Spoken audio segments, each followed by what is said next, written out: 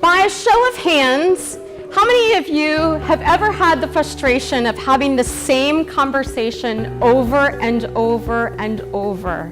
I like to call these Groundhog Day conversations. So my hope is that I'll share with you a model that actually highly informs how I work with teams and organizations now, and put some structure to what sometimes might feel like communications can fall into kind of that soft and touchy, feely kind of place. And my hope is that you'll walk away today with a little bit of a different view on looking at those conversations. When my daughter Lauren, who was very young, she and I used to have a Groundhog Day conversation. And it was called "Get Your Shoes On, Please." It would often occur whenever we were going somewhere that Lauren didn't really want to go, and we were often in a hurry. And so it would start out like this, and I'd say, "Lauren, do you have your shoes on?" And she'd say, "No." I'm like, "Great, we have 10 minutes before we need to leave. I need you to get your shoes on."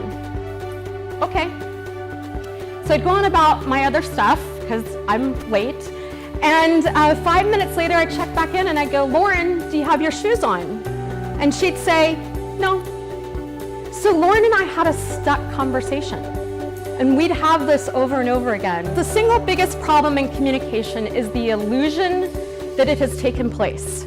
I was very certain that I was communicating to Lauren exactly what I needed her to do, when I needed her to do it by. We often think we are communicating, but we are unconsciously sometimes, or maybe consciously, doing something else. There are basically 3 levels of structure.